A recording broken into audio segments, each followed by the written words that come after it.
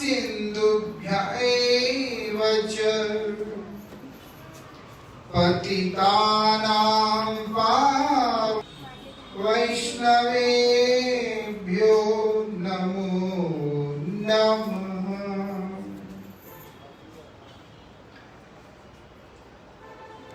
श्री कृष्ण चैतन्य प्रभो नित्यानंद श्री अद्वैत गदाधर श्रीवासादि गौर भक्त वृंद। श्रीमान रासरसारंभी वंशी वटतटस्थित कर्शन वेणुसनैर्गोपी गोपीनाथ श्रियस्तुनु। भक्त्या विहीनय पराधलक्ष्य क्षिप्तास्य कामादितरङ्गमध्ये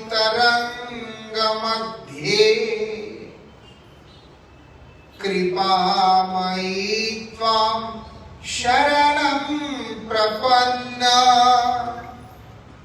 वृन्दे नमस्ते चरणारविन्दम्।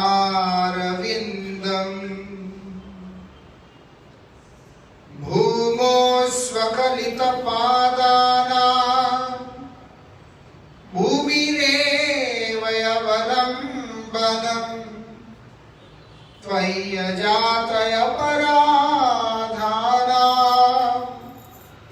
त्वमैव शरणं प्रभु। यं ब्रह्मा वरुणेन्द्र रुद्रमरुता स्तुन्वन्ति दिव्यैस्तवैः वेदैः साङ्गपदक्रमोपनिषदैः गायन्ति यं सामम्।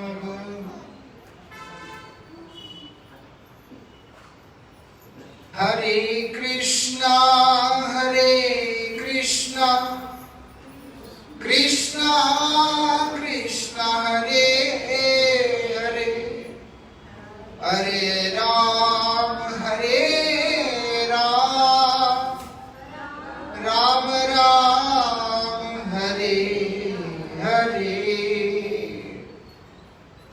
पतित पावन परम करुणामयी परमाराध्यतम श्री गुरुदेव नित्य लीला प्रविष्टो विष्णुपाद परमहंस परिव्राजकाचार्य अष्टोत्तर शतश्री श्रीमद् श्री भक्ति वल्लभ तीर्थ गोस्वामी महाराज जी के अभय चरण में असंख्य कोटि साष्टांग दंडवत प्रणाम करते हुए उनकी अहेतु की कृपा प्रार्थना करता। बहुत ही सौभाग्य का विषय है जब जीव श्रीमद् भागवत जी को श्रवण करने के अथवा कीर्तन करने के लिए एकत्रित होते हैं।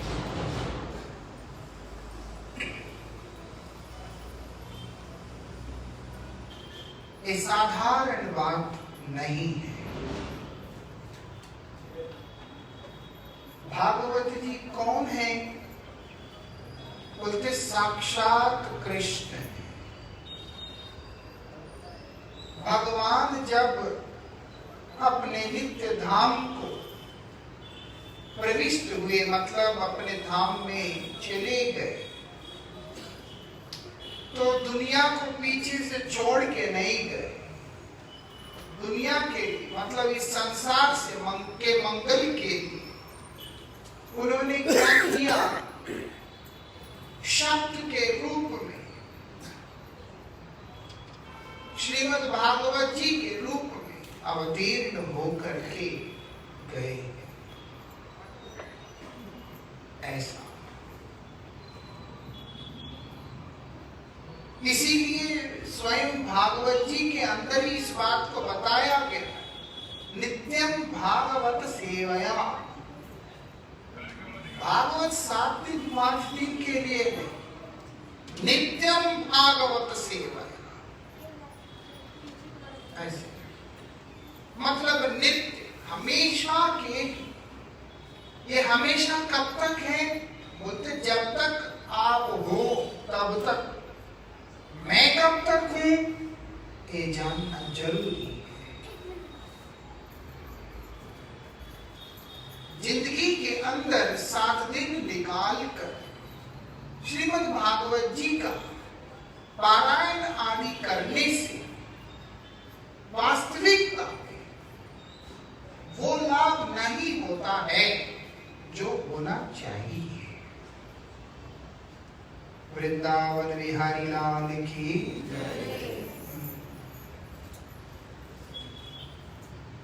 इसीलिए बता दिया वहां पर कि भागवत जी की सेवा क्या 7 दिन करना है, सप्ताह में करना है? नित्यम भागवत सेवया।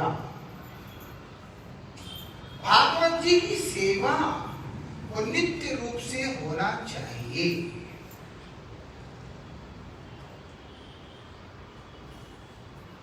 ये बात हमको समझना होगा। भागवत जी को समझने के लिए सबसे पहले भागवत जी का श्रवण करने के कौन सा मुहूर्त उपयुक्त मुहूर्त है वो भी शास्त्र में बता दिया।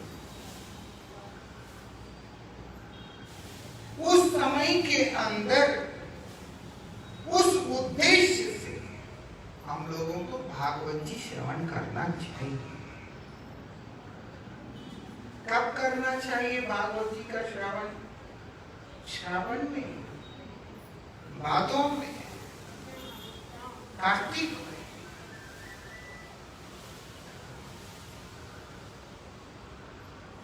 जब मालूम पड़ता है कि मेरा वास्तविकता में कोई ठोर नहीं है, कोई ठिकाना नहीं है, किसके बिना? बोलते उस प्रभु के बिना। इसीलिए उस प्रभु की कृपा को प्राप्त करने के लिए उसी समय हमें भागवत का आश्रय ले लेना चाहिए।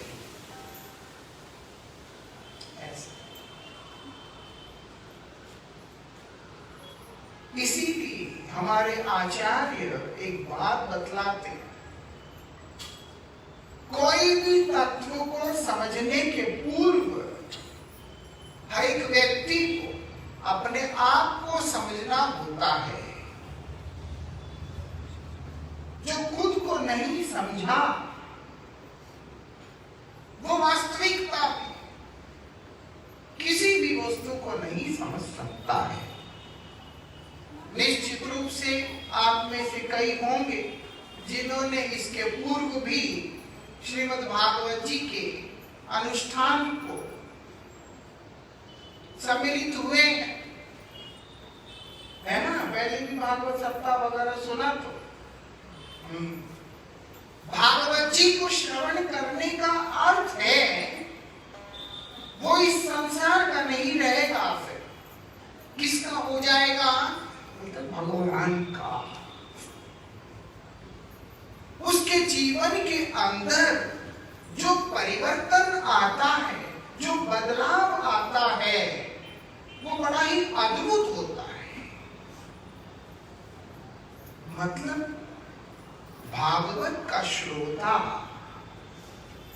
क्या करेगा? भगवान का नाम का आश्रय लेगा। उसका भरोसा भगवान के ऊपर होता है, उसका भरोसा भगवान का नाम होता है। वो फिर इधर उधर नहीं जाता है।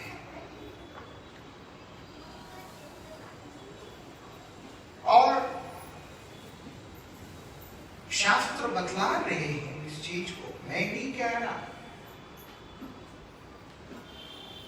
शास्त्र बतला रहे। मैं सोचा कुछ और तरीका से आज एक कथा को शुरू करेंगे, लेकिन आंखों के सामने वो जूते दिखाई दे रहे थे, तो इसलिए इस तरीका से बोलना पड़ रहा है। जूता चोरी होने का डर से अगर हम ठाकुर जी के मंदिर के अंदर लेकर के आते हैं तो कैसे हमारा मंगल होगा।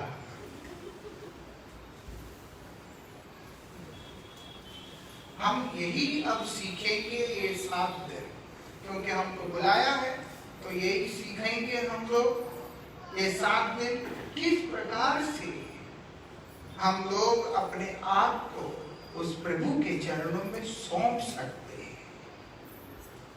गोमाता के चरणों में अपने आप को कैसे सौंप सकते हैं, उसको हम लोग सीखेंगे। इसलिए ध्यान से समझना बड़ा अच्छा लगेगा, है ना। हम वो बाबा जी नहीं है कि आज सुखदेव जी का, नहीं तो वामन देव का, कल नंदोत्सव करके परसों कुछ और करके अगले दिन रुक्मिणी विवाह करके हम लोग चले जाए, वो सब नहीं।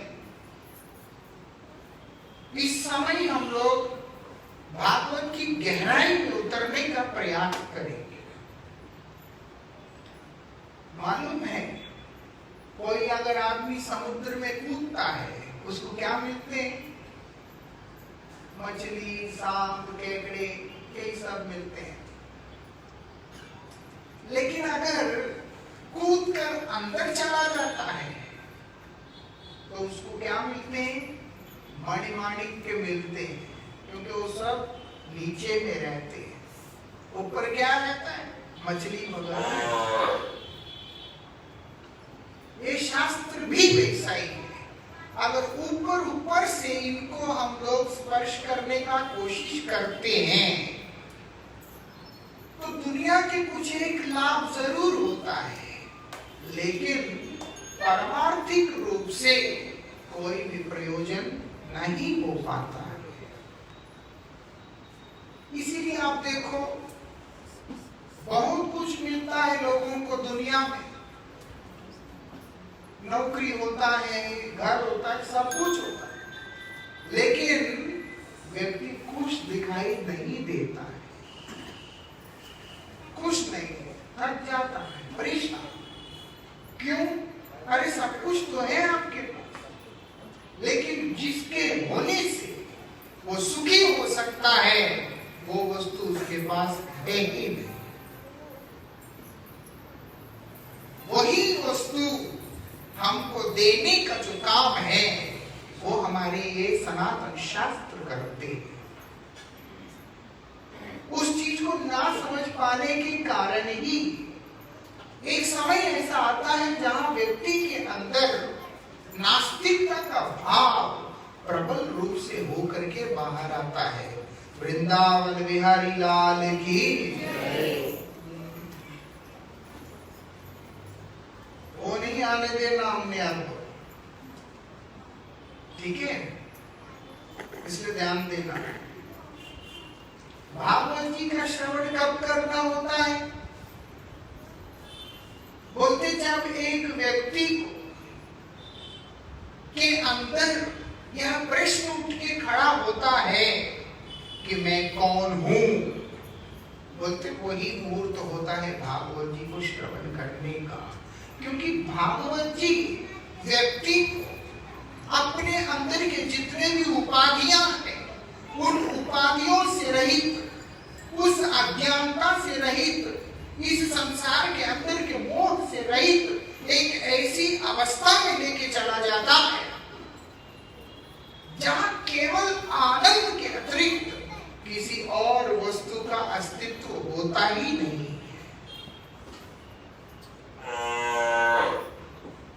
वृंदावन बिहारी लाल की। किसी दूसरे वस्तु का अस्तित्व वहां पे नहीं होता है। हमारे पूर्व गुरु आज से लगभग 500 वर्ष पूर्व जिन्होंने इस संसार के अंदर अवतरण लीला किया, आए हैं, मतलब जन्म हुआ जिनका, श्री सनातन गोस्वामी, वो अपने नित्य प्रभु अपने गुरुदेव के पास जाकर ये प्रश्न करते हैं, ये प्रश्न करते। जब तक हमारे हृदय में वो प्रश्न नहीं आता है, तब तक हम लोग कभी भी आगे बढ़ ही नहीं सकते हैं। प्रश्न लेके कितने लोग आए हैं, वो खुद को ही पूछना पड़ता है।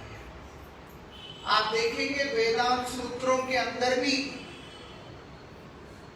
क्या आता है, जिज्ञासा। अब समय आ गया है किस चीज के, ब्रह्म जिज्ञासा।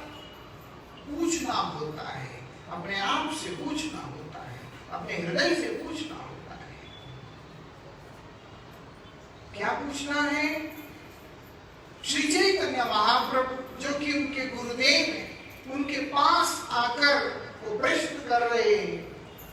बोलते मैं कौन? आपको पता नहीं है आप कौन हैं? सबको पता है, तो ऐसे प्रश्न क्यों करते हैं? क्योंकि जो वास्तविकता में जिस चीज को हम जानते वो हम नहीं हैं। हम इसके अतिरिक्त कुछ और है, वो हम लोग जानकारी उसका नहीं रखते। ना रखने के कारण जो मैं नहीं हूं उसको मैं अपने आप समझकर उसके ऊपर तरह तरह के अलंकार लगा करके घूम रहा होता। मैं ये हूं, मैं वो हूं, मैं फलाना हूं, ऐसा। जब ये सारी चीजें हमारी इर्द गिर्द हैं, हमारी चारों तरफ हैं, तो मूल सिद्धांत, मूल तत्व हम लोगों को कैसे समझ में आएगा? ऐसा। आप देखो, मैं 2-3 बातें बोलूंगा तब आपको समझ में आएगा। वो श्री चैतन्य महाप्रभु से यह बात पूछते हैं। क्या पूछते हैं कि हे नाथ, कौन हूं मैं? और क्या बोलते हैं? मुझे ये संसार के दुख क्यों मिल रहे हैं? सबको मिलता ही नहीं संसार का दुख, बता। वृंदावन बिहारी लाल की। ऐसा वो भी 3 तरह का, 3 तरह के ताप हम लोगों को सताते, जिसको त्रिताप कहते हैं। इसलिए श्रीमद् भागवत जी के महात्म्य के अंदर भी यह बात आता है। सच्चिदानंद रूपाय विश्वोत्पत्त्यादि हेतवे, है ना, तापत्रय विनाशाय। सबसे पहला श्लोक है भागवत जी के महात्म्य के अंदर, तापत्रय विनाशाय श्री कृष्णाय वयम नमः। कौन है वो? सच्चिदानंद रूपाय। सच्चिदानंद का मूर्तिमान स्वरूप है। तो विश्वोत्पत्त्यादि हेतवे, इस जगत का उत्पत्ति, स्थिति और लय आदि का जो मूल कारण है, और कौन है? तापत्रय विनाशाय। ताप त्रय है, मतलब 3 तरह के ताप है। मतलब जो कष्ट है वो केवल प्रकार के कष्ट है। ऐसे त्रितापों को ध्वंस करने वाले सर्वश्रेष्ठ परम पुरुषोत्तम भगवान श्री कृष्ण चंद्र को मैं नमन करता हूं। वृंदावन बिहारी लाल की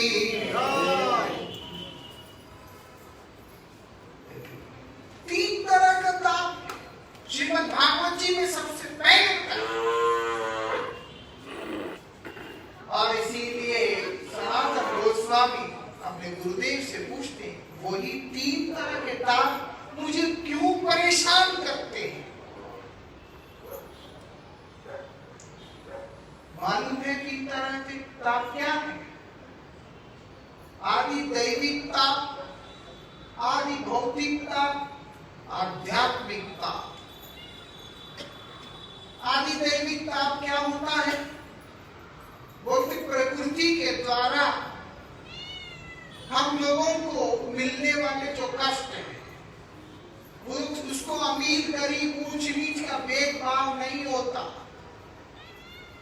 जैसे रिश्वत देना एक को कष्ट है, लेकिन वही रिश्वत लेना दूसरे को बहुत सुख है। जो एक को कष्ट है दूसरे को सुख है, तो इसीलिए उसको कष्ट नहीं माना गया, उसको दुख नहीं माना गया। दुख वो होता है जो सभी के लिए होता है और उससे कोई बच भी नहीं सकता है, वो होते हैं। इसलिए यहां पर बता दिया दैविकता, प्राकृतिक आपदाएं जितने भी, अब कोविड आ गया, सब परेशान हुए कि अमीर क्या गरीब क्या, कोई भी धर्म जाति का भेदभाव नहीं है और हर कोई परेशान हुआ है। जब कोविड आया, बीमारी, फिर उसके बाद भूकंप आ गया, तूफान आ गया, कुछ हो गया, ये सारे दैविक ताप के अंदर आते हैं। भौतिकता, इस संसार के अंदर अलग अलग प्रकार के जीवों के द्वारा एक दूसरे को मिलने वाला ताप, जैसे हम सो रहे हैं, कुत्ता के भौंकता है, नींद खराब हो गया, ताप। कोई हमें पसंद नहीं करता, उसका व्यवहार अजीब सा होता है, उससे हम परेशान होते, ताप।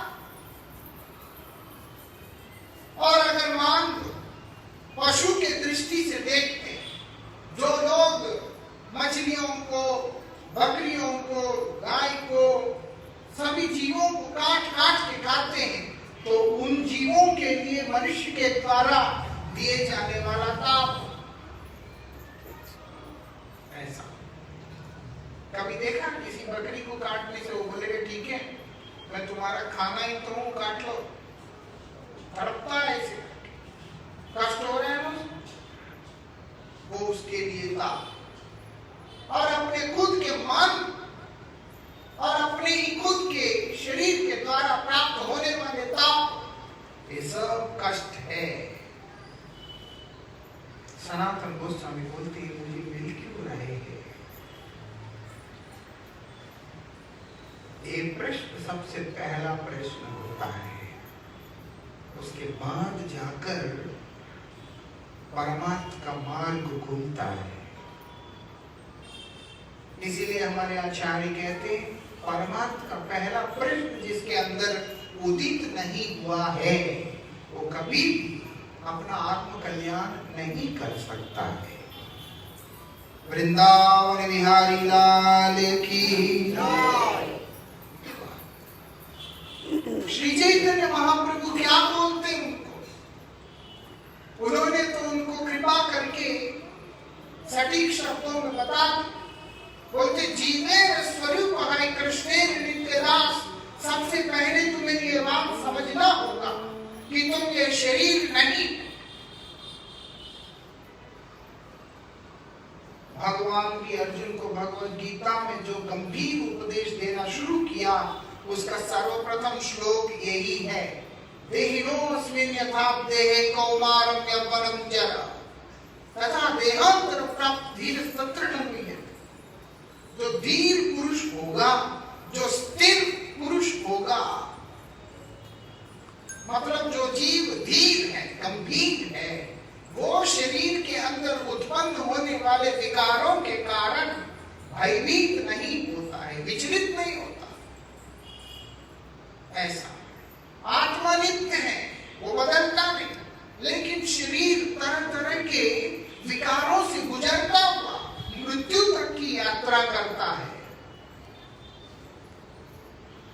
इसलिए हम तो धीर पुरुष होगा, जो गंभीर व्यक्तित्व होगा, वो कभी भी भयभीत नहीं होगा। वहां से भगवान आगे शुरू कर रहे हैं। वृंदावन बिहारी लाल की जय। इसीलिए यहाँ पर चैतन्य देव ने भी इसी बात को बताया, जीवेर स्वरूप है कृष्णेर नित्यदास। तुम है कौन? तुम ये शरीर नहीं हो। तुम्हें क्या बोलते? भगवान के दास हो। दास कौन? बोलते जीव, मतलब आत्मा। जिस भागवत जी को श्रवण करने के लिए हम यहाँ बैठे हैं, हम लोग कौन हैं? ये माँ भगवती के हम दास हैं। यही पुणे के अंदर कुछ वर्ष पूर्व जब हमारे गुरु जी भी आए थे यहाँ पर, तो बागोली में भागवत कथा था, ऐसी ही कथा था। तो वहां के जो आयोजक थे वो हमारे गुरुजी के दर्शन करने के लिए आए थे। तो गुरुजी ने एक बात बोला, बोलते हो देखना, भागवत जीविका नहीं है, भागवत क्या है? जीवन है। जीविका और जीवन में बहुत अंतर होता है। जीविका मतलब क्या है? ये जीवन को निर्वाह करने के लिए जो प्रयोजनीय पदार्थ है उसको जीविका कहते हैं। जीवन क्या है? जीवन वो है जिसके रहने से हम हैं, जिसके ना रहने से इस शरीर को व्यक्ति नहीं मूर्ति के रूप में देखा जाता है। वृंदावन बिहारी लाल की।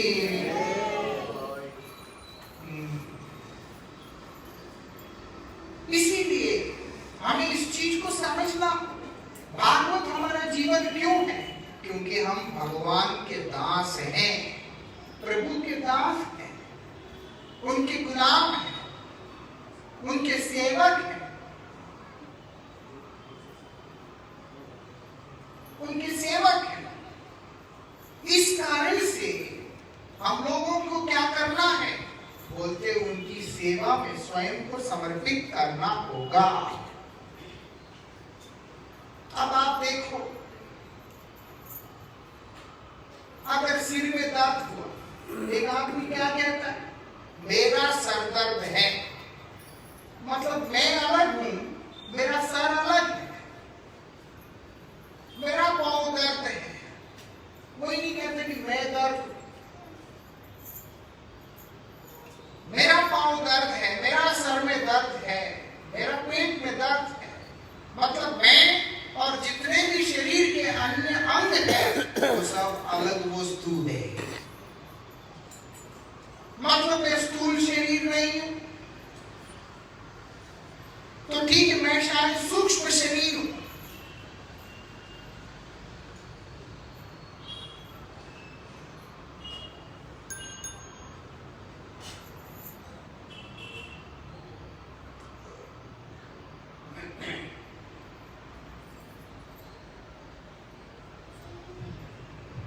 इसका मतलब मैं शायद सूक्ष्म शरीर हूं।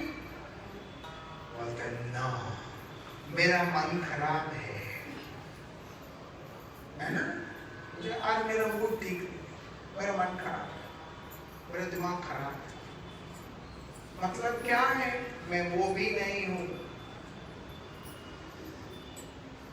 और दूसरा, मैं कौन हूं फिर? मैं ना बोलते ये स्थूल और सूक्ष्म दोनों को धारण करने वाला जो तत्व है बोलते वो मैं हूं। इसलिए श्रीमद् भागवत जी के सबसे पहला श्लोक में ये बात बताया। क्या बोलते जन्माद्यस्य, बोलते जन्म आदि, किसका जन्म? बोलते जीव का।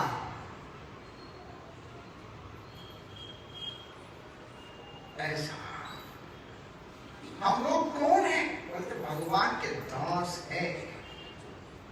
ना हम स्थूल शरीर है, ना हम सूक्ष्म शरीर है। और अगर आप देखते हो अभी शरीर चल रहा है, फिर रहा है, जब घर जाते हैं हम सो जाते हैं तो अब कुछ और चल रहा है, ये शरीर तो चल नहीं रहा। सुबह उठने के बाद हम बोलते मुझे सपना आया, वो मैं कौन हूं जो वहां सपना देख रहा है? वो मैं ना, वही सूक्ष्म शरीर मन। एक समय ऐसा आता है जहां पर हम बोलते हैं कि मुझे कोई सपना नहीं आता। वो व्यक्ति कौन है जो सुषुप्त अवस्था में खड़े होकर अपने आप को अलग देख रहा है, जहां उसको कोई सपना भी नहीं आया, जहां उसका शरीर काम भी नहीं कर रहा है। वही मैं बोलते, उसी को बोलते जीव। वही बोलते, उसी को बोलते आत्मा। वो आत्मा कौन है? परमात्मा का, भगवान का दास है, सेवक। वृंदावन बिहारी लाल की।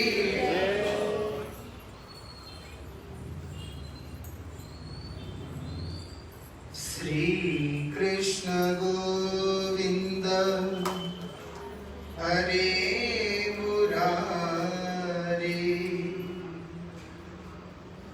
हे नाथ नारायण वासुदेवा।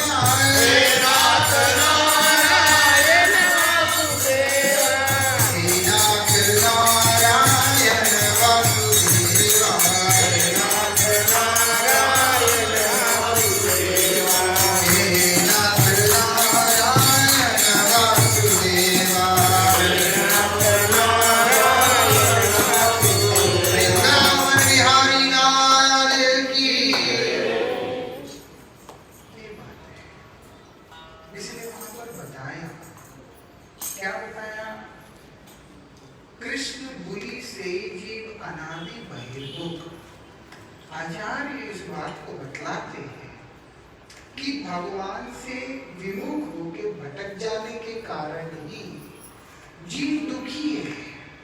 ये बात मैं क्यों कह रहा हूं? क्योंकि भागवत जी कौन है? हमारे पिता। ये जो ग्रंथ के रूप में यहाँ दिखलाई दे रही है, ये कौन है? हमारी जननी। इसीलिए बच्चा मां से बिछुड़ गया है।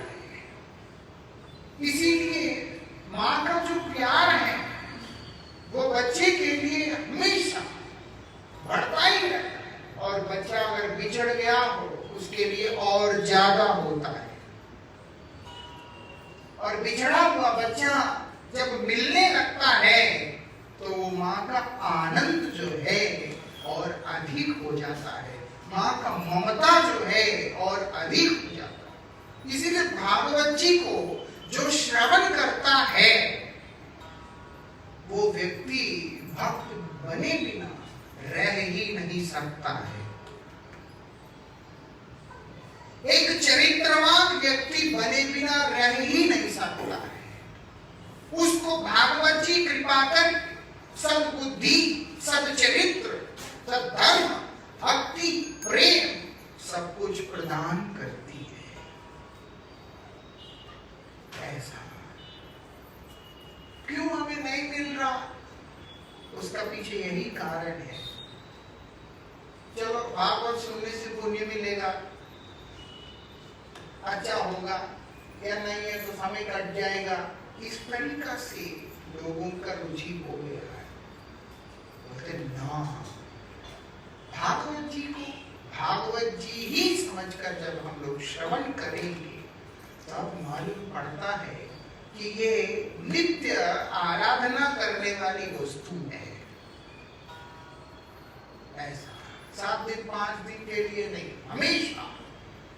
इसीलिए हमारे मठों के अंदर हमारे परमाराध्य श्री गुरुपाद पद्म जगत गुरु ओम विष्णुपाद श्री श्रीमद भक्ति वल्लभ तीर्थ गोसाई महाराज जी, जो कि श्री चैतन्य महाप्रभु के परंपरा के 11वें आचार्य हैं, और वो और उनके परम गुरुदेव के द्वारा जो स्थापित जितने भी प्रतिष्ठान हैं, संस्थाएं, जिसको हम लोग गौड़िया मठ के नाम से जानते हैं, जिसको हम लोग इस्कॉन आदि मठों से जानते हैं, जिसको हम लोग और सभी मठों के नाम से जानते हैं, उन सब स्थान के अंदर प्रतिनित्य सायंकाल में, संध्या के समय में श्रीमद् भागवत जी का पारायण होता है। कम से कम नहीं तो 100-150 साल से अलग अलग मठों के अंदर यही श्रीमद् भागवत जी का पाठ रोज होता है, तब भी भागवत जी का विश्राम नहीं होता है। ये विशेषता है। वृंदावन बिहारी लाल की। ऐसे क्यों? क्योंकि ये वो तत्व है जिसका विश्राम नहीं हो सकता। अगर भागवत जी को विश्राम दे दिया तो हमारे जीवन का विश्राम हो जाएगा, मतलब अंत हो जाएगा। ऐसा अभी करेंगे, अभी गणेश चतुर्थी आएगा, जगह जगह मूर्तियां वगैरह बेच रहे हैं, लोग खरीदते, पूजा करते, अपनी कामना रखते, उसके बाद उनको उठा करके नदी में या किसी तालाब में डाल आते। जिससे आप वरदान मांग रहे हो, जिसकी आप सेवा कर रहे हो, आप कल्पना करके देखें, क्या हमारी संस्कृति और परंपरा इस चीज के लिए प्रोत्साहित करता है कि तुम उठा करके उन्हें ले जाकर एक नदी में डाल दो? ऐसा क्योंकि सेवा करने में कष्ट है, इसीलिए विदाई कर देते। मांगने में कष्ट नहीं, लेकिन सेवा करने में कष्ट है, इसलिए विदाई कर देते और बाद में उसी का परिणाम में जो है दुख भी भोगते हैं। इसलिए शास्त्र बतलाते हैं कि देखो ऐसे उल्टे सीधे काम नहीं करना है। भागवत जी को जीवन को समझकर वहां पर बैठ के श्रवण करना है। ऐसे अब आप देखो धुंधकारी का नाम कितने लोगों ने सुना? आपने सुना? उसी की कहानी जो है सबसे पहले बताया जाता कि प्रेत योनि से उद्धार हो गया। और कई ऐसे होते हैं कि वहां पर बांस भी लटकाते, उसके ऊपर सफेद कपड़े रख के उसको बांधते ताकि एक वो है कि प्रेत आके बैठेगा, उसका भी उद्धार हो। अब आप देखो धुंधकारी ने कब किया श्रीमद् भागवत? अगर हमको देखना है, एक एक को देखना है, पूर्व काल में आत्मदेव नाम का एक ब्राह्मण, अब उनकी जो पत्नी है उनको संतान नहीं हो रहा है, बच्चे नहीं। अब एक ब्राह्मण निसंतान होकर मर जाएगा, उसके संस्कार कौन करेगा, क्रियाकर्म कौन करेगा, श्राद्ध आदि कौन करेगा, पिंडदान कौन करेगा? बहुत सारी चिंताओं के द्वारा ग्रसित वो बहुत दुखी है। सोचा कि जीवन रखना नहीं है, अब जंगल में चला गया।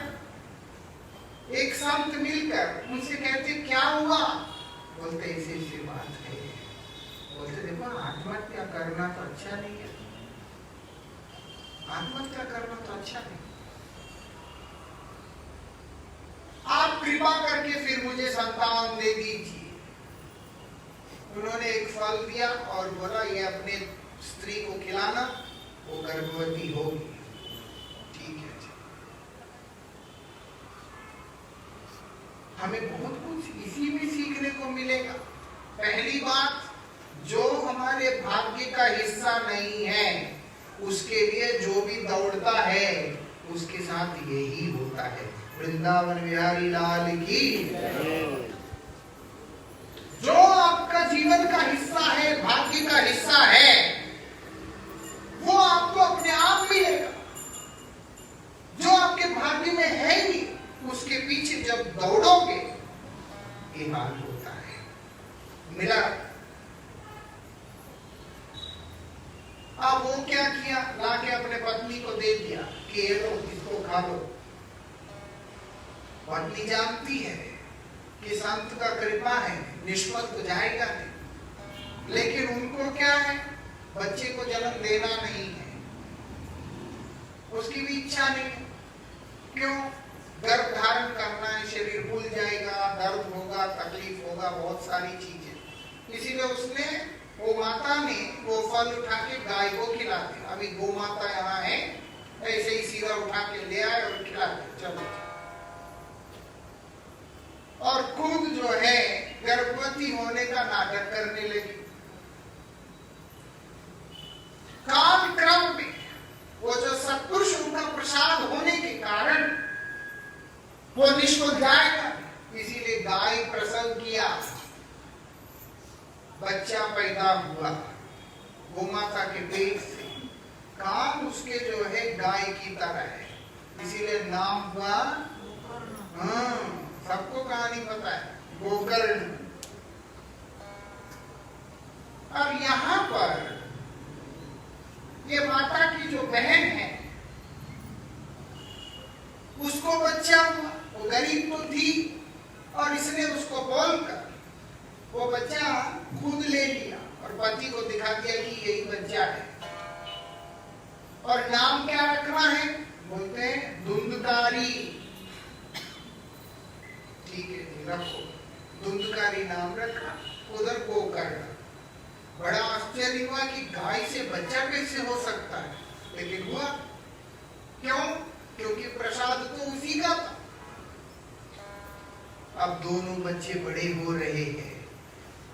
सत्पुरुषों का कृपा होने के कारण, गोमाता का गर्भजात संतान होने के कारण गोकर्ण बड़े धीर स्थिर गंभीर होके बड़े हो रहे हैं। लेकिन ये माँ का लाडला बनकर तरह तरह का उपद्रव करते हुए बहुत बड़ा एक आतंक की तरह बना हुआ है। इतना ज्यादा हो गया, ऐसी स्थिति में आके खड़ा हो गया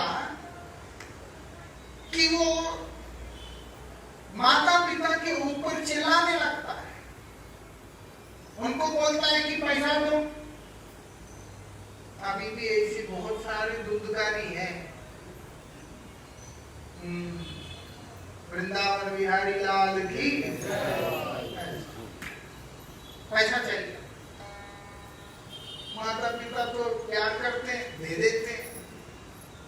उस समय शासन करना होता है, करके देना होता है। दोबारा मांगने के लिए 4 बार सोचे। इसीलिए यहाँ पर मांगने से दे दिया, आगे ही दुर्बुद्धि है। अब क्या होता है, धीरे धीरे वो व्यक्ति वेश्याओं के साथ में रहने लगा। इतना ज्यादा दुखी कर दिया अपने माता पिता को कि पिताजी तंग आकर घर से चले गए और माता कुएं में कूदकर आत्महत्या कर लिया है, क्योंकि पीटता है, पीटता रहा। और अभी पैसा कहां से आएगा? पढ़ा लिखा तो है नहीं, नौकरी तो है नहीं, कोई काम तो कर नहीं सकता, आलस है। इसी लूटपाट करना शुरू किया, लुटेरा बन गया। लुटेरा बनकर लोगों को लूटता है और लूटी हुई पैसा जो है वेश्याओं को देकर उनके साथ में ही जीवन गुजारता है। पाप कर्म का परिणाम अच्छा कभी भी होता नहीं है। वृंदावन बिहारी लाल की कभी भी किसी ने गलत काम किया है, उसका परिणाम अच्छा हो ही नहीं सकता। अक्सर लोगों के मन में रहता है, वो तो बहुत गलत करता है, वो तो बच गया। भगवान की दृष्टि से कभी भी कोई पापी व्यक्ति बच ही नहीं सकता है। ऐसा आज धुंधकारी का भी समय आ गया है। 5 वेश्याओं ने सोचा, इतना ज्यादा चोरी लूटपाट वाला व्यक्ति थी, आज नहीं तो कल राजा के सिपाही तो बंदी बना ही लेंगे और जो भी इसने कमाया सब कुछ वो लोग लेके चले जाएंगे। क्यों ना हम ही इसको समाप्त कर दें।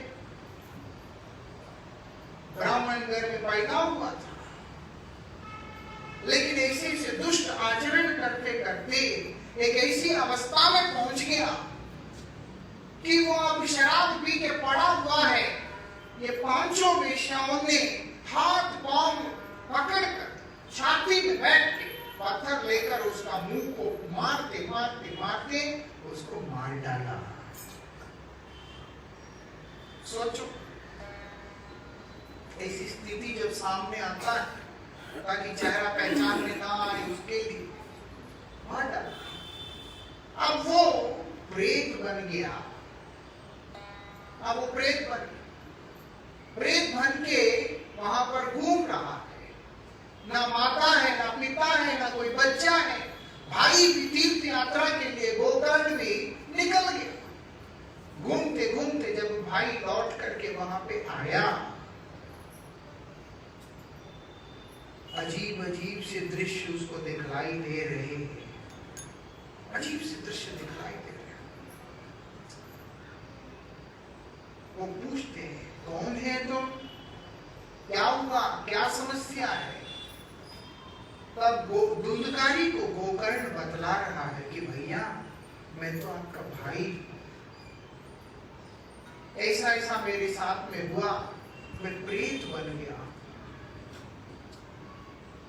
मेरा उद्धार करने वाला कोई भी नहीं है, मैं बहुत परेशान हूं। क्यों? क्योंकि मुझे भूख लगता है, खा नहीं सकता क्योंकि भूख नहीं है। प्यास लगता है, पीने के लिए भूख नहीं है। बैठने के लिए कोई जगह नहीं है, हवा उड़ा देता है।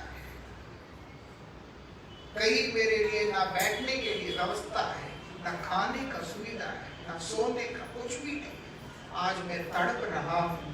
क्यों? जो शरीर था वो तो नष्ट हो गया, और विधाता ने जितना समय के लिए एक व्यक्ति को इस संसार में भेजा, उतना समय उसको तो रहना ही है। ऊपर से इस शरीर से जबरदस्ती निकलने के कारण अथवा हत्या आदि के कारण जो भी हुआ, वो जो प्रेत बनकर और भी दीर्घकाल के लिए इस संसार में रहना होता है। वृंदावन बिहारी लाल की। इसलिए वो लोग मूर्ख हैं जो आत्महत्या कर लेते हैं। आत्महत्या करना नहीं चाहिए। अब आगे क्या कहते हैं यहाँ पर? गोकर्ण के आगे आकर धुंधकारी प्रार्थना करता है कि भैया मेरा उद्धार करो। वो जो तड़प रहा है कि मैं किस प्रकार से अपना उद्धार करूंगा, इसका जो तड़पन उसके अंदर बैठा हुआ है, वो समय है आज कल्याण के मार्ग में आगे चलने का। भागवत जी सुनने का टाइम वो है। मतलब क्या मानी? मरने के बाद?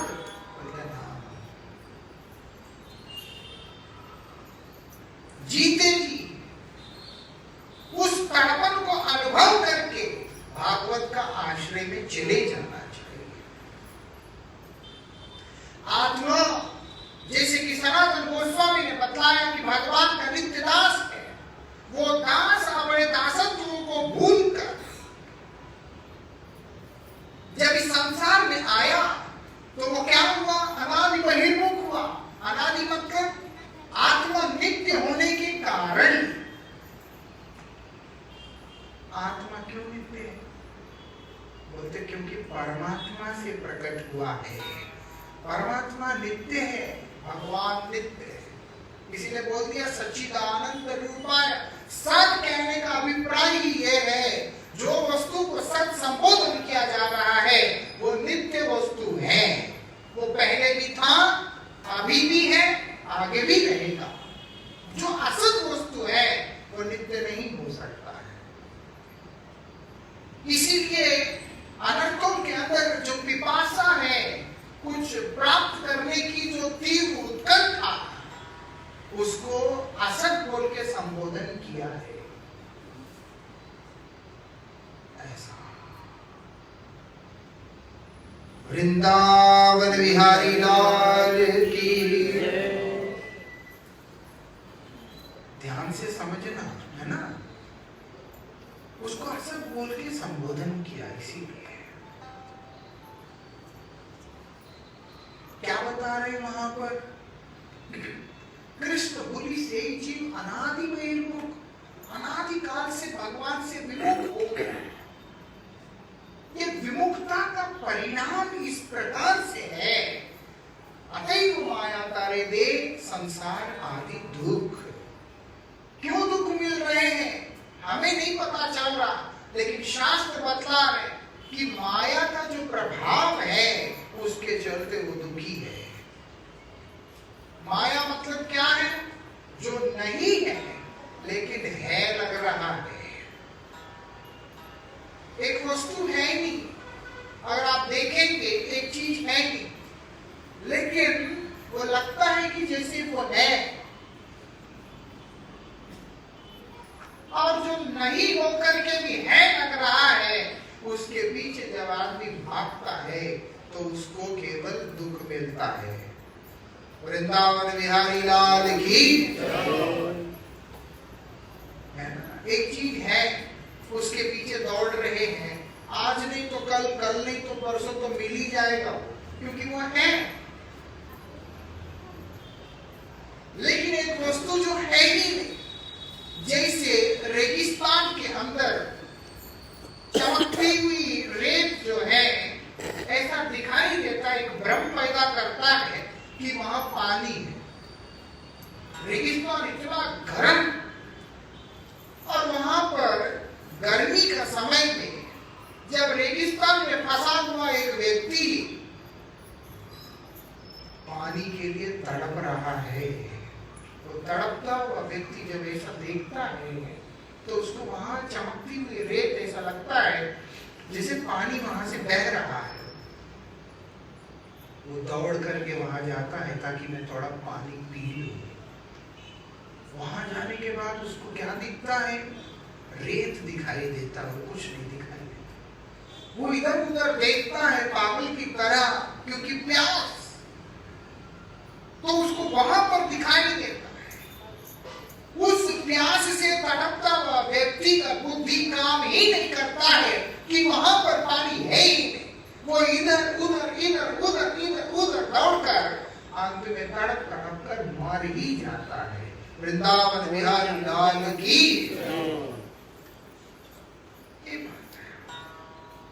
ये बातें समझ के जाना है। इसलिए बोलते हैं अतैव माया तारे दे संसार आदि दुख। इसीलिए उसको ये संसार के अंदर केवल दुख अनुभव होता है। आदमी कोई दुखी नहीं होना चाहता है।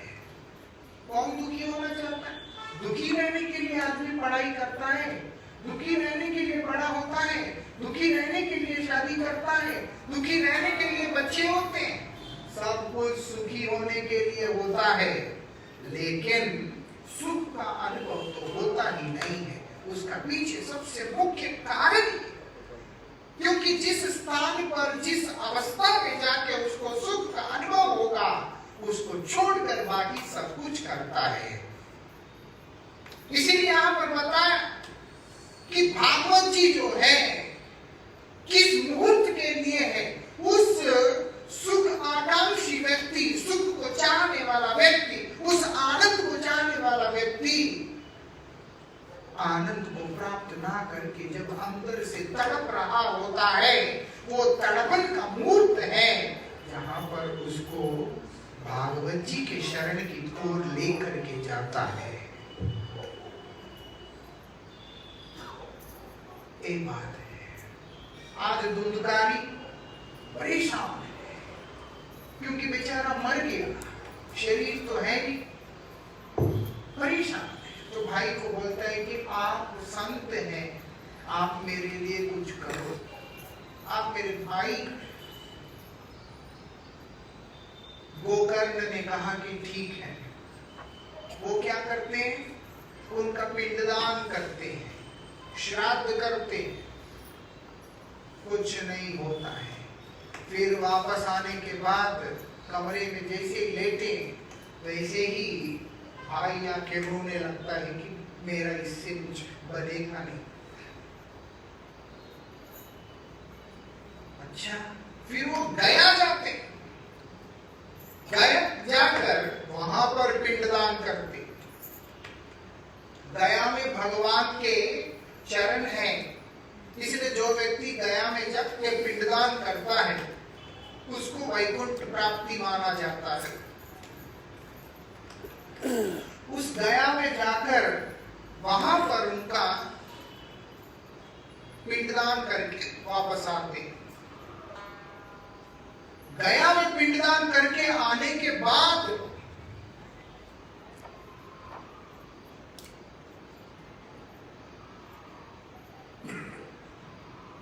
गया में पिंडदान करके आने के बाद वापस घर आने के बाद जब देखते हैं फिर वही अवस्था। ऐसा पापी गया में भी जाके पिंडदान करने से भी उद्धार नहीं हुआ, और उल्टा इसकी जो तड़पन वो बढ़ता ही जा रहा है, बढ़ता ही जा रहा है। वो रो रहा है कि भैया मेरे लिए कुछ तो करो। कौन सोचेगा मेरे लिए? मैं तो ऐसे पापी व्यक्ति, कौन सोचेगा मेरे? दया आ गया, दया आ गया उनको। क्या किया उन्होंने? अपने इष्ट देव की आराधना करने लगे, प्रार्थना करने लगे। तब सूर्यदेव प्रकट होकर उनको उपदेश दे रहे हैं कि तुम भागवत जी का पाठ करो। जब सूर्यदेव ने कहा कि तुम भागवत जी का पाठ करो, निश्चित रूप से तुम्हारा मंगल होगा, तुम्हारा भाई का मंगल होगा, तब जाकर गोकर्ण जी महाराज ने भागवत का वहां पर पाठ किया था। तब जाकर उन्होंने वहां पर भागवत जी का पाठ किया था, जिसको श्रवण करने के बाद 7 दिन के अंदर वृंदावन बिहारी लाल की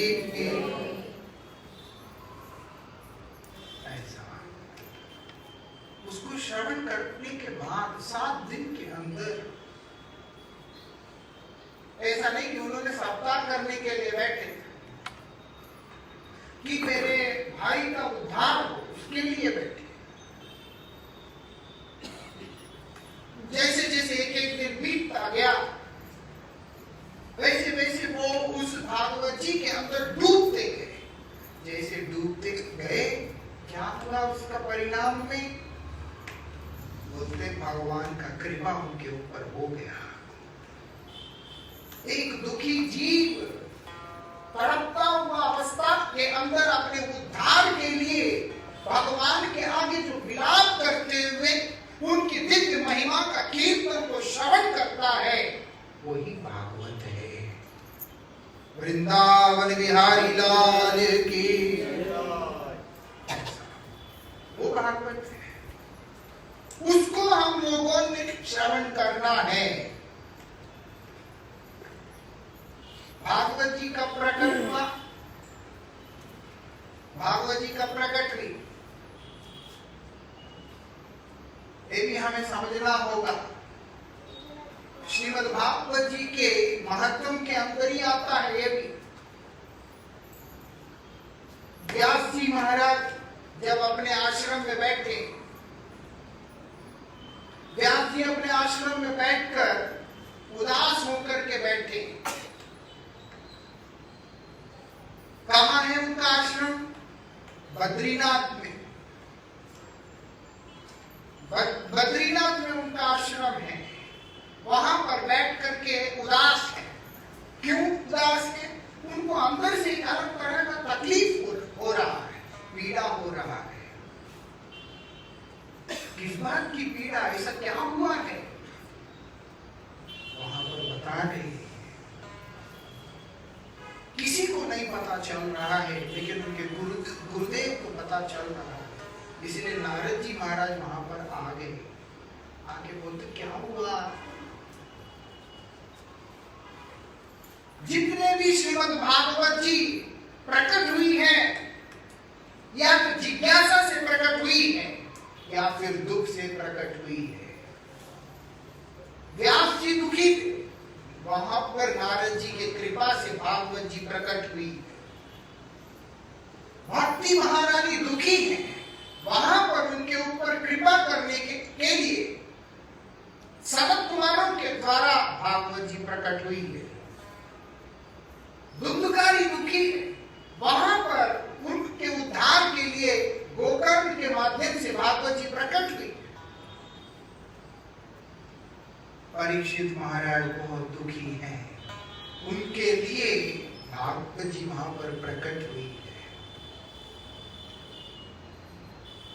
सौनकादि ऋषि जिज्ञासु हैं कि हमारा मंगल कैसे होगा। तब वो लोग सूत गोस्वामी के पास गए और सूत गोस्वामी से प्रार्थना की कि आप कृपा करके हमारे मंगल के लिए उस भगवान की दिव्य कथा को श्रवण करा दीजिए। तब भागवत जी प्रकट हुई। जितने भी स्थान के अंदर भागवत जी का प्राकट्य हुआ है, वो सब के पीछे एक उद्देश्य है। वो क्या है? कि भगवान की कृपा को प्राप्त करने की एक लालसा। वो किस लिए है? क्योंकि जीव का ब्रह्म के साथ में जो संबंध है वो नित्य होने के कारण है। नहीं तो ये 7 दिन भागवत सुनने के बाद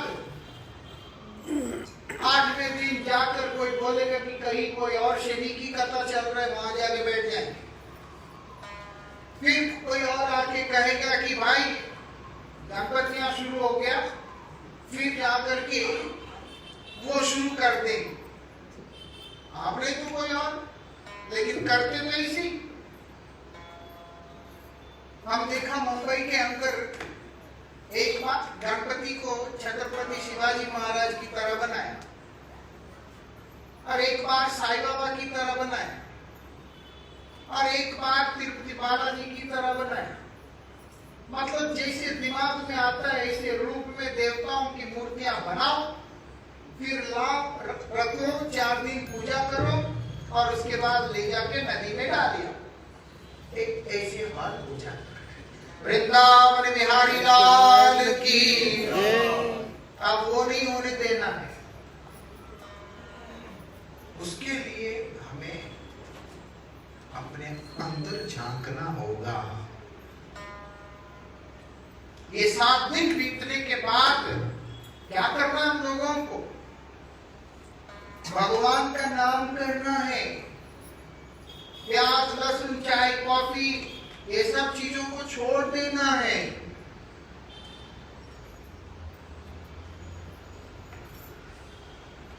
पता चला कल से बेचारे आने के लिए डरेंगे सारे।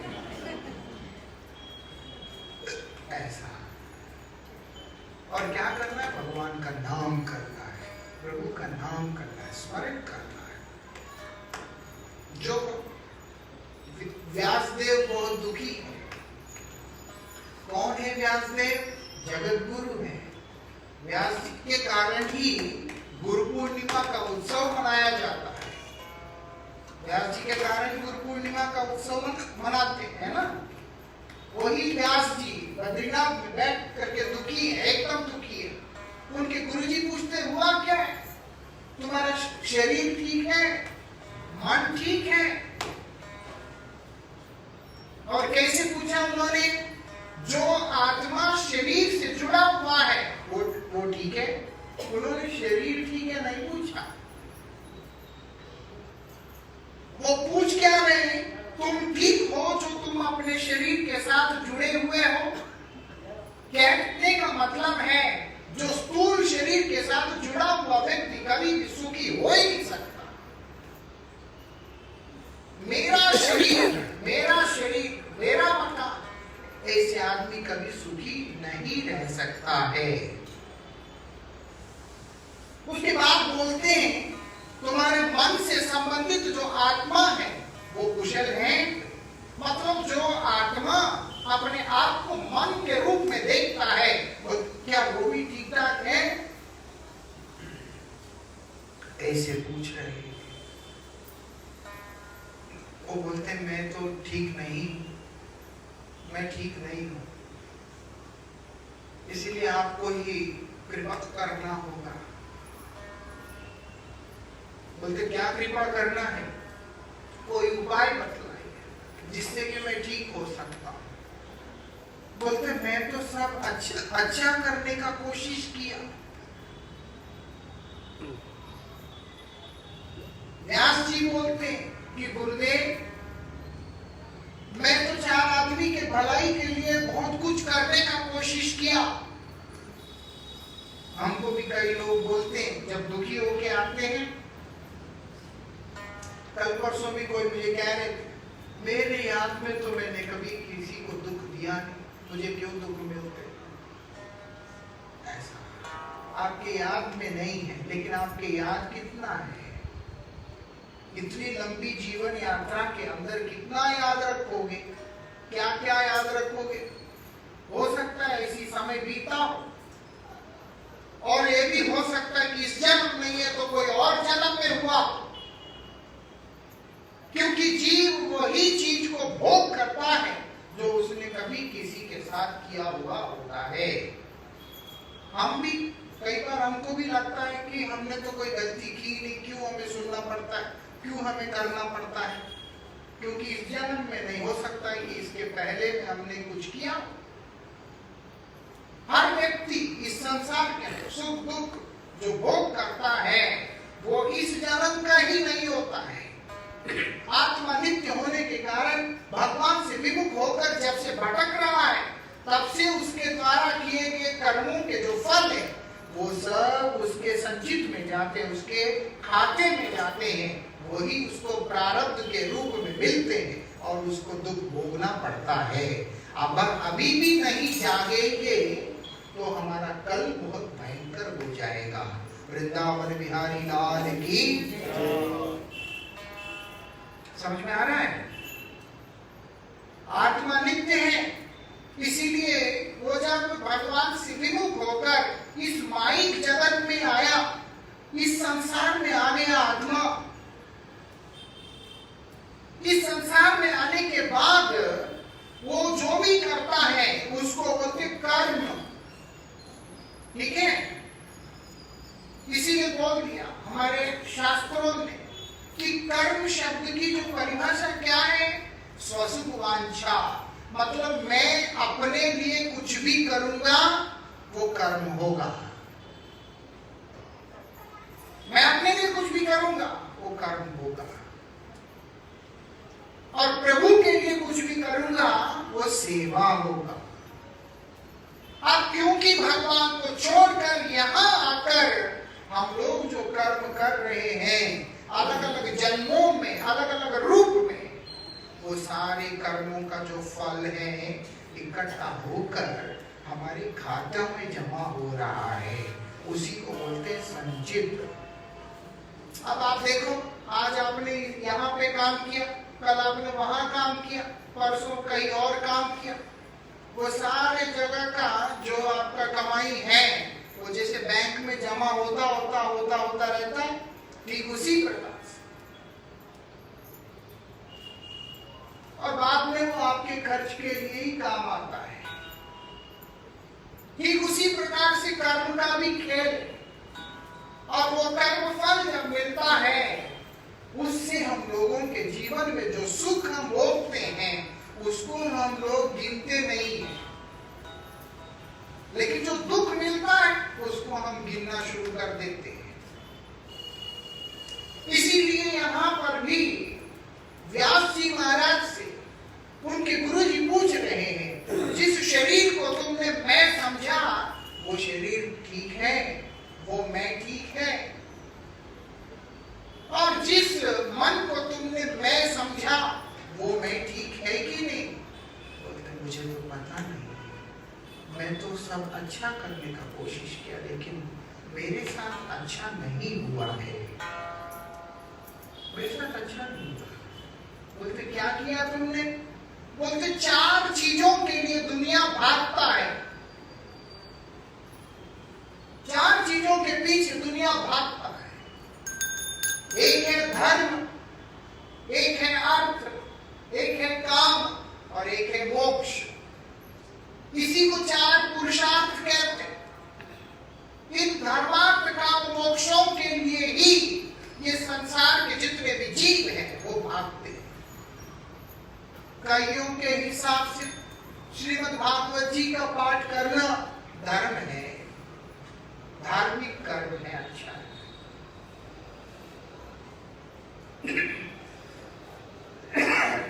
किसी किसी के हिसाब से अर्थ है कि भागवत जी करूंगा तो बहुत पैसा मिलेगा, बहुत लाभ होगा।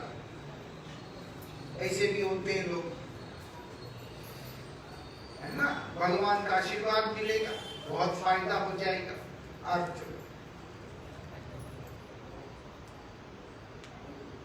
और तीसरा है काम, ये उससे भी भयंकर। और काम में डूबा हुआ व्यक्ति कोई भी सत्कर्म पुण्य कर्म करना इतना पसंद नहीं करता, और अगर करेगा भी तो उसके भी पीछे उसका अपना अकेले का मतलब रहता है। और चौथा है मोक्ष। भागवत जी है, पाठ करूंगा, श्रवण करूंगा, मोक्ष मिलेगा। क्योंकि भागवत जी का पाठ करने से विमान आता है ना, विमान आता है लेके जाने के लिए। शुभकारी के लिए आया था, हमारे लिए भी आएगा। ऐसे यही सब उद्देश्य को लेकर के व्यक्ति भागवत आदि जो कर्म है, जो अनुष्ठान है, उसको करता होता है। और दुनिया में ऐसे बहुत सारे व्यक्ति हैं जिन लोगों के अंदर परमार्थ के बिना भी और काम करते हुए इन प्रयोजन को सिद्ध करने की जो आकांक्षा है, उसकी पूर्ति के लिए व्यासदेव ने बहुत सारी व्यवस्थाएं दी है। वृंदावन बिहारी लाल की ऐसा। इसलिए कई लोग कई तरह के कर्म करते हैं जिसमें उनके अंदर कोई परमार्थ बोल के कुछ होता नहीं है, उसमें भक्ति बोल के कुछ होता नहीं है। उनको यही लगता कि मेरा लाभ कैसे होगा, मेरा फायदा कैसे होगा, मैं कैसे अच्छे रहूंगा, बस इतना ही। नारद जी उनकी बात सुन करके कहते कि व्यास, तुमने जो किया वास्तविकता में अच्छा काम नहीं किया। बोलता अच्छा काम नहीं किया? बोलते ना, क्यों अच्छा काम नहीं किया? वो बोलते व्यक्ति इस संसार के अंदर अपने असंख्य कामनाओं के अग्नि में जल रहा है। जैसे होम कुंड में लकड़ियां डालते हैं, घी आदि डालकर जब अग्नि को प्रकट किया जाता है, प्रज्वलित किया जाता है, बाद में जैसे जैसे घी डालते हैं, जैसे वैसे ही वो अग्नि तेज होता चला जाता है। कभी देखा घी डालने से जो है खत्म हो गया ना, वो ईंधन की तरह काम कर रहा है उस अग्नि को तेज करने का। ठीक उसी प्रकार से अंदर बहुत सारी कामनाएं भरे पड़े हैं, बहुत कुछ चाहत होता है हृदय में। उस चाहत को पूरा करने के लिए नारद गोस्वामी कहते कि व्यास, जो कुछ भी तुमने किया है वो सब बिल्कुल उसी की तरह काम कर रहा है, ईंधन की तरह काम कर रहा है। जब तुम आग के अंदर ईंधन डाल रहे हो, कामना का ईंधन पूर्ति कर रहे हो, तो तुम सुखी कैसे रह सकते हो? ये बात समझने वाली बात है। क्या है वो? बोलते अग्नि में ईंधन देने पर बोलते हम लोग जलने लगते हैं, और जो जलने का उपाय बताया है वही इतना जल रहा है, उपाय करने वाला, और स्वयं उस उपाय को अपने लिए लागू करता वो कितना जलेगा, खुद सोच लीजिएगा। ऐसा आपको जो सलाह दे रहा है, वो सलाह देने के बाद वो खुद इतना रो रहा है, तड़प रहा है, और उस सलाह को लेकर के आचरण करने वाला व्यक्ति कितना ज्यादा दुखी होगा, आप कल्पना भी नहीं कर सकते। मालूम है, व्यास जी महाराज का कोई स्वार्थ भाव नहीं था। व्यासदेव पवित्र आत्मा है, भगवान के 27 अवतार है, भगवान के अवतारों में से एक है व्यास जी, कोई साधारण व्यक्ति नहीं। इतने विशेष होने के बाद भी उन्होंने जो जगत के हित के लिए उपाय किया है, वो उपाय का परिणाम में वो खुद सुखी नहीं हुए हैं। उन उपाय को करने के बाद कोई और व्यक्ति कैसे सुख से रह सकता है? खुद सोच। वृंदावन बिहारी लाल की जय। हरे कृष्णा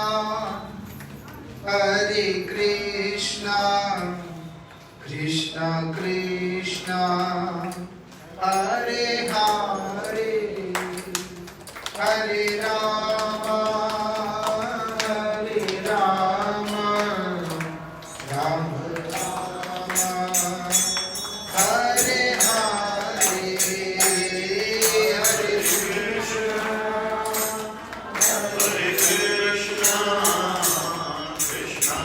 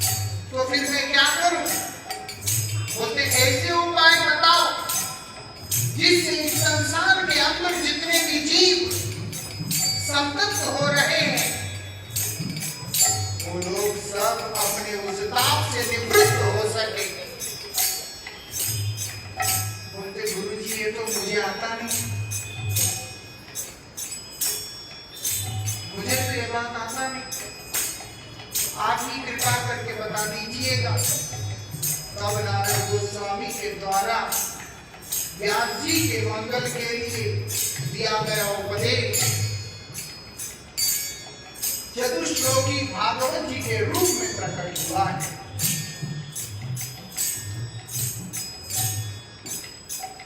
उसी को बड़ी ही विनम्र भाव से भक्तियुक्त होकर जब व्यास जी महाराज ने ध्यान किया तब उनको दो चीज दिखाई दिया। क्या है? जो प्राकृत चक्षुओं के द्वारा अगोचर अलोकसर भगवान दिखलाई दिया उनको।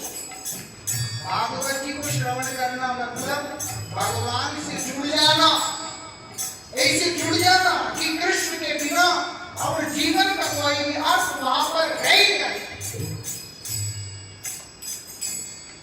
ऐसा कितने साल पहले हम यहाँ आया था, तब जैसा जमीन और दीवार है अभी भी वैसा ही है। अगर लोग जुड़े हुए होते तो बहुत सुंदर हो जाता। भागवत तो हो रहा है लेकिन व्यक्ति जुड़ नहीं रहा। क्यों? क्योंकि यहाँ से भागवत जी के पीछे रुचि नहीं आ रहा है। वृंदावन बिहारी लाल की।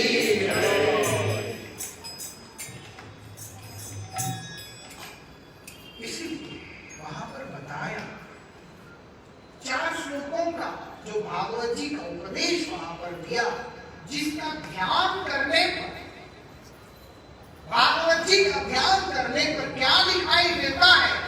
भगवान दिखाई देते हैं। पूर्व पुरुष भगवान का दर्शन होता है और उनकी इस संसार मतलब उनका जो माया है उसका भी दर्शन होता है, वो भी अनुभव में आता है। इसीलिए भागवत पाठ करने वाला व्यक्ति कभी भी इस संसार के किसी भी प्रकार के प्रलोभन में पड़ ही नहीं सकता है।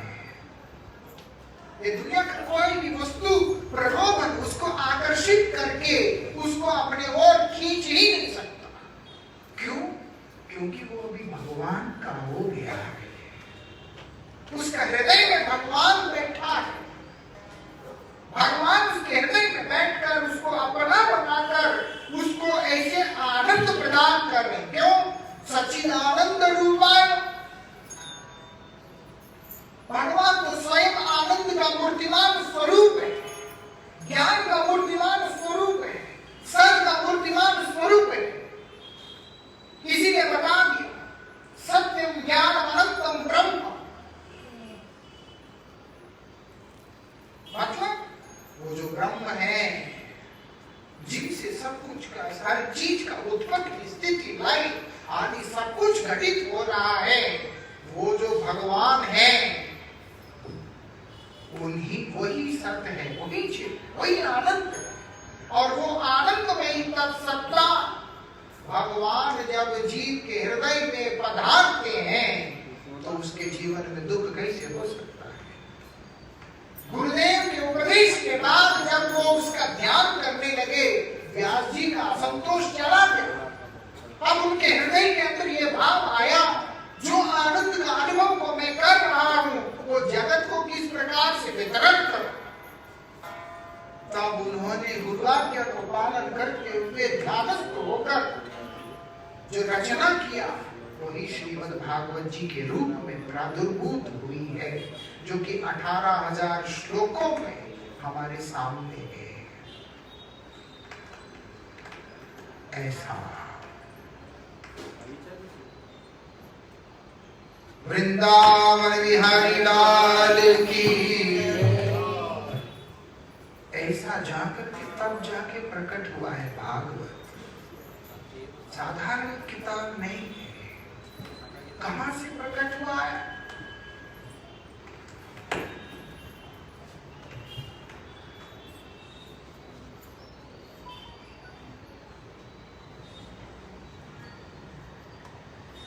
कहां से प्रकट? बोलते व्यास जी महाराज स्वयं बोल रहे, निगम कल्प तरोर दलितम। वो व्यक्ति शास्त्र है, मतलब वेद है जो कि अपौरुष है, मतलब इंसान के द्वारा लिखी हुई वस्तु नहीं है, ये ब्रह्म के द्वारा इस जगत का अवदान है। वेद मनुष्य का लिखा हुआ नहीं। वेद के ऊपर जो भाष्य है, जिसको वेदांत सूत्र कहते हैं, वो निश्चित रूप से अलग अलग आचार्यों ने उसके ऊपर अपना व्याख्यान प्रस्तुत किया, लेकिन स्वयं वेद के ऊपर किसी ने कुछ भी नहीं किया। क्यों? क्योंकि वेद किसी व्यक्ति के द्वारा रचित नहीं। भगवान स्वयं बोलते वेदांत कृत वेदेश्च सर्वम अहमैव वेद। वेद में स्वयं हूं और वेदों के द्वारा जानने योग्य कोई वस्तु है वो भी मैं ही हूं, क्योंकि मैं ही वेदों का रचयिता हूं और मेरे अतिरिक्त वेद को कोई और नहीं समझ सकता। ऐसा वो वेद चार है, ऋग्वेद, यजुर्वेद, अथर्ववेद, सामवेद। ऐसा भगवान वो वेदों के रचयिता है, इसीलिए उसको अपौरुष भी कहते हैं। इंसान का लिखा हुआ नहीं है। लोगों को लगता है कईयों को कि शास्त्र तो इंसान के लिखे, लेकिन शास्त्रों का जो मूल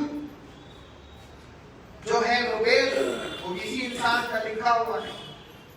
यहाँ पर बोल रहे वो चार है और साधारण व्यक्ति को वो समझ में नहीं आता है, इसीलिए उन सब के मंगल के लिए इतिहास, पुराण, उपनिषद आदि सब प्रकट हुए। इसीलिए उनको भी पंचम वेद का संज्ञा देकर शास्त्र कहते इतिहास पुराणं च पंचम वेद उच्यते। इतना कुछ प्रकट होने के बाद भी व्यक्ति को कुछ भी इतने आसानी से प्राप्त नहीं होता है। वो प्राप्ति कब होता है? जब उसका फल निकल के आता है। इसीलिए बोल दिया वेद रूपी वृक्ष का जो पका हुआ फल है वही श्रीमद् भागवत जी है, वही श्रीमद् भागवत जी है। जैसे एक बीज का रोपण करने के बाद वो बीज अंकुरित होकर वृक्ष का रूप धारण करके वो अपने सार को एक स्थान पे संग्रहित करके फल बनाकर पकाकर जो हमें दिया जा रहा है वही श्रीमद् भागवत जी है। जैसे कि आम का रस आम के संपूर्ण वृक्ष में होता है, लेकिन कोई उसकी टहनियां डाले पत्ते खाने से उसको वो मिठास, वो रस अनुभव नहीं होता है। वो कहाँ होगा? एक स्थान पे जहां वो संग्रहित होकर एकत्रित होकर रखा हुआ है, फल बनकर उसी को तोड़ करके खाने से हम लोगों को वो स्वाद आता है, क्योंकि रस एक जगह एकत्रित है। इसीलिए वेद, उपनिषद आदि को अध्ययन करने वाला व्यक्ति उस रस को अनुभव नहीं कर पाता है। इसीलिए उसके ऊपर कृपा करते हुए श्रीमद् भागवत जी इस संसार के अंदर अवतीर्ण हुई है कि तुम भागवत जी का पाठ करोगे, तुम्हारा उसी से मंगल हो जाएगा। कोई साधारण किताब नहीं, इसीलिए कोई भागवत जी का पाठ बराबर करेगा, बराबर अगर उसका पाठ करेगा तो उसने वेद भी पढ़ लिया, पुराण भी पढ़ लिया, इतिहास पढ़ लिया, सब कुछ पढ़ लिया है। वो व्यक्ति का उद्धार नहीं हुआ, ऐसे कैसे हो सकता है? वृंदावन बिहारी लाल की उसका उद्धार नहीं हुआ है, ऐसे कैसे हो सकता? ऐसा हो ही नहीं सकता। इसीलिए हमें समझना होगा। ऊपर से क्या बोल रहे हैं? फलम सुगमकात अमृत द्रव्य संमितम। एक तो भागवत जी अपने आप में ही अत्यंत मधुर रस से भरा हुआ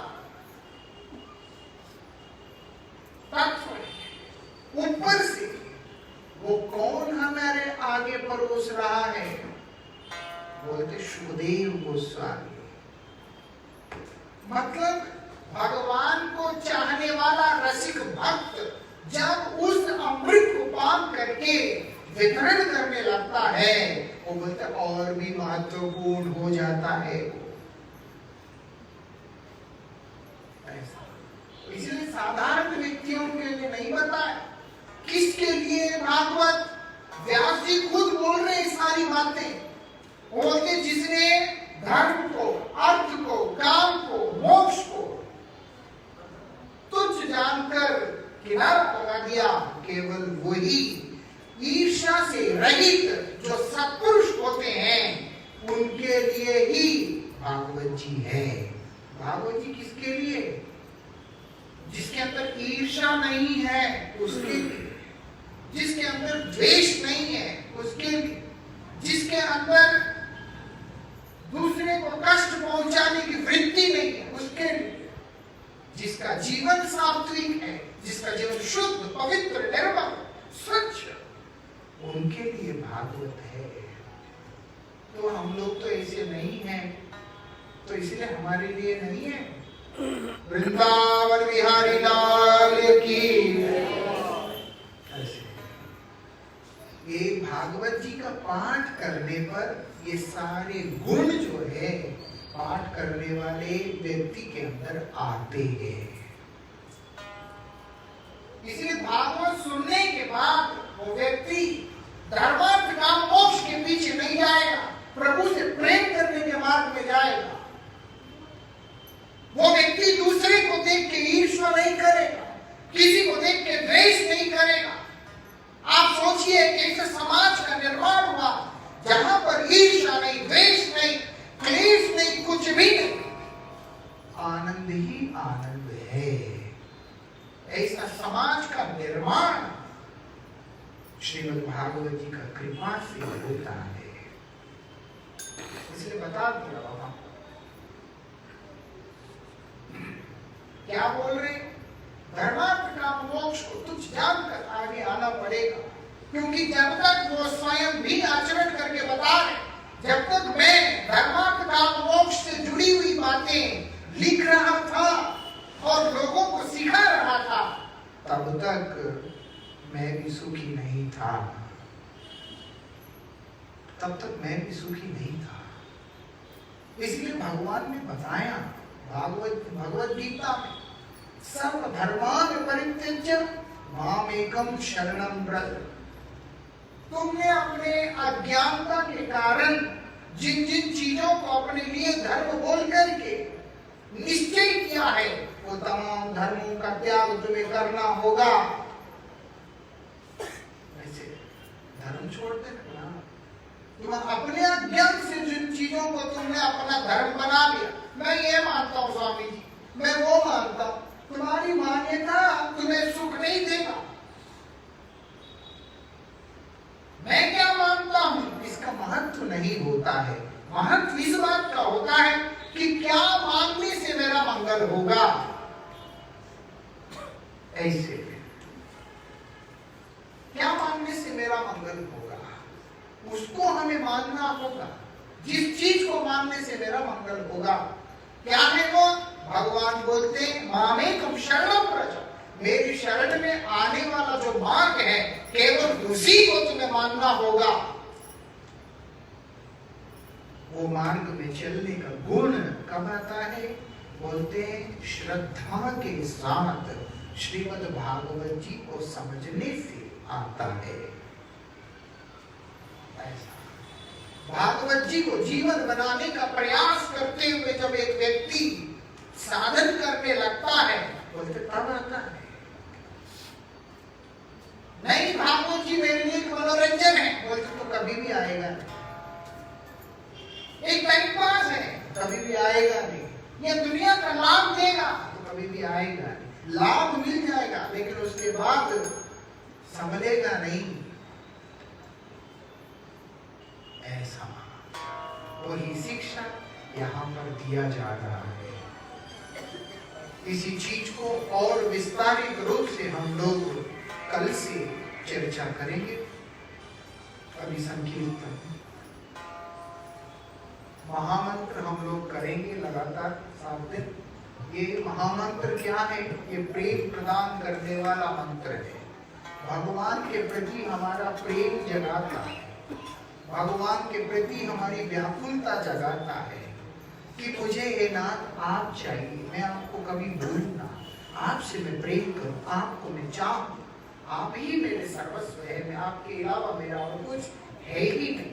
जिस प्रकार से आपने धुंधकारी का उद्धार किया, जिस प्रकार से आपने भक्ति महारानी के ऊपर कृपा किया, जिस प्रकार आपने अपने परीक्षित के ऊपर कृपा किया, प्रभु मैं भी उन्हीं के पीछे आपके शरण में हूँ, मुझ पर भी अनुग्रहित करें आप।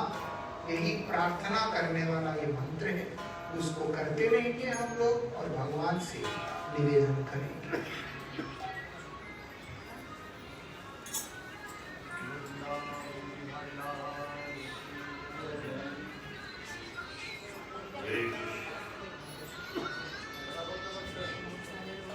हरे कृष्णा सबसे प्रार्थना कृष्णा सब बोलिएगा। ये बहुत सरल मंत्र है, ये कलयुग का महामंत्र है। ब्रह्मा जी ने नारद जी को यह मंत्र उपदेश किया था, ठीक है।